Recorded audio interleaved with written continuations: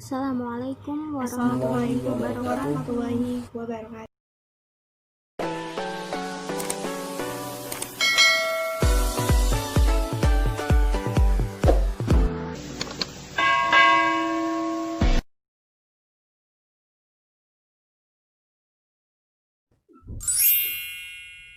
Desi Novitasari, Deni Septiana, Mas Diana Simatupang.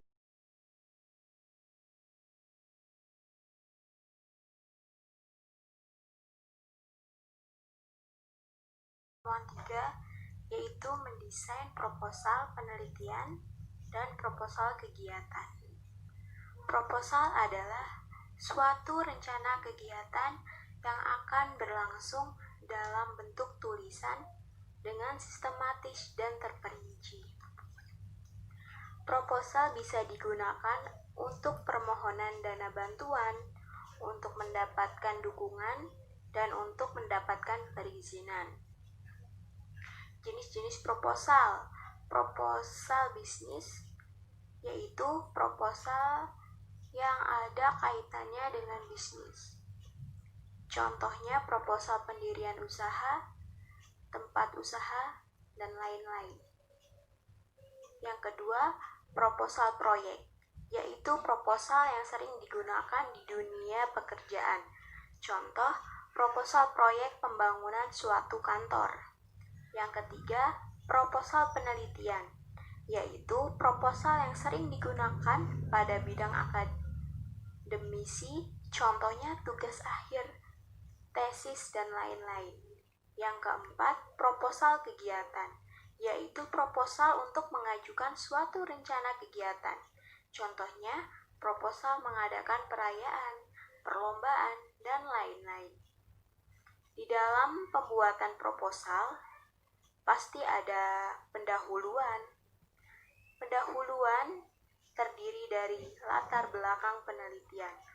Latar belakang adalah dasar atau titik tolak untuk memberikan pemahaman kepada pembaca atau pendengar mengenai apa yang kita sampaikan.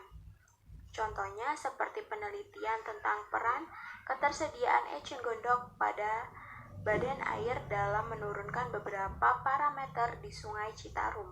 Latar belakangnya yaitu berisi tentang pengertian sungai, kualitas sumber air di sungai, kandungan airnya, mengandung apa, dan lain-lain.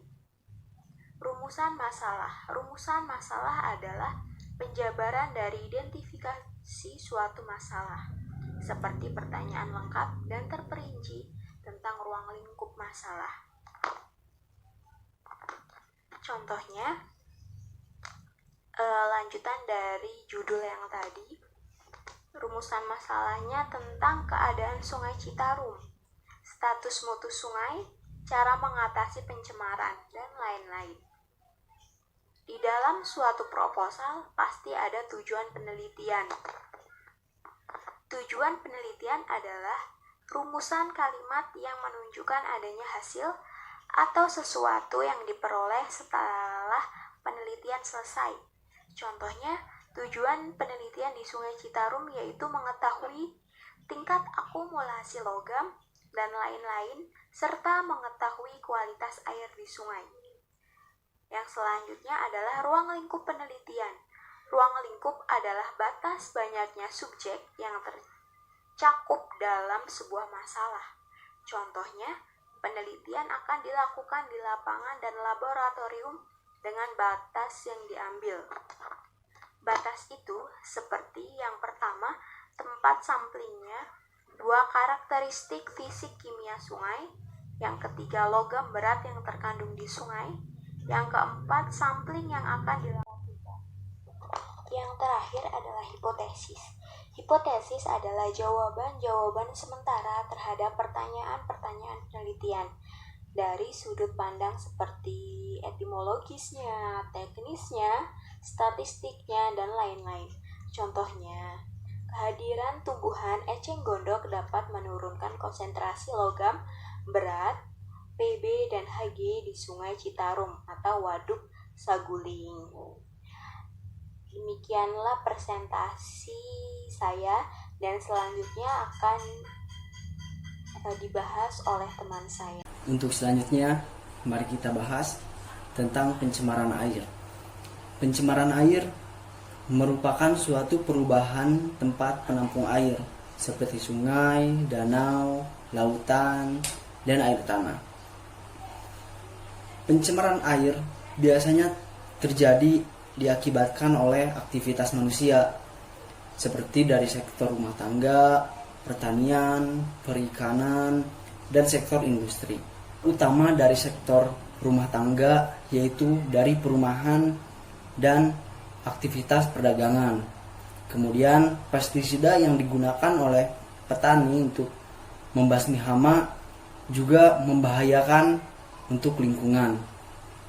Lalu dari sektor industri juga menghasilkan polutan yang sangat berbahaya, baik itu logam panas ataupun logam berat. Contohnya seperti Sungai Citarum. Dengan kategori sungai super prioritas, Sungai Citarum sangat memiliki banyak manfaat untuk kehidupan masyarakat luas. Sungai ini merupakan sungai yang menjadi sumber air di daerah Jawa Barat dan sumber air baku di DKI Jakarta yang diambil dari Sungai Citarum dan diolah di PDAM DKI Jakarta. Berdasarkan penelitian yang dilakukan oleh Kementerian Lingkungan Hidup pada tahun 2004, Sungai Citarum merupakan sungai yang termasuk ke dalam status mutu tercemar berat. Baku mutu mengacu pada kelas 2 PP nomor 82 tahun 2001. Hal ini sangat mengkhawatirkan karena fungsi dari Sungai Citarum sangat penting untuk kehidupan masyarakat. Diperlukan solusi untuk menanggulangi pencemaran sungai ini. Penanggulangan bisa dilakukan secara kimia maupun secara biologi. Hanya saja jika penanggulangan secara kimia akan membutuhkan biaya yang relatif mahal dibandingkan secara biologi. Secara biologi kita bisa menggunakan tanaman yang biasa disebut dengan fitoremediasi. Contohnya seperti eceng gondok. Penyerapan yang dilakukan oleh eceng gondok bisa melalui 3 proses yang berkesinambungan. Yang pertama, penyerapan logam oleh akar. Yang kedua, translokasi logam dari akar ke bagian tumbuhan lain. Yang ketiga, lokalisasi logam di bagian tumbuhan tertentu supaya menjaga agar tidak mengganggu metabolisme tumbuhan tersebut.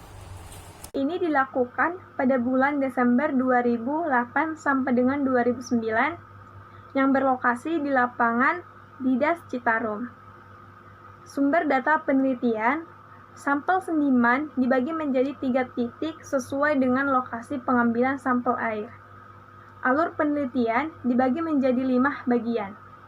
Yang pertama, pendahuluan. Sungai adalah salah satu sumber daya perairan yang sangat penting bagi kehidupan manusia. Yang kedua, pengambilan sampel air dan sendiman. Sampel air diambil dengan menggunakan metode yang sederhana, yaitu dimasukkan dalam wadah atau bentuk botol plastik. Sedangkan sendiman diambil dengan menggunakan alat catok atau kayu. Yang ketiga, pengambilan eceng gondok. Pengambilan eceng gondok menggunakan alat ember plastik. Yang keempat, analisis sampel. Analisis waduk, analisis eceng gondok. Yang kelima, analisis data. Hasil analisis kandungan logam yang diperoleh diolah dengan cara statistik, melihat kandungan logam berat timbal atau PB, dan pertumbuhan eceng gondok dan perairan waduk Sengguru.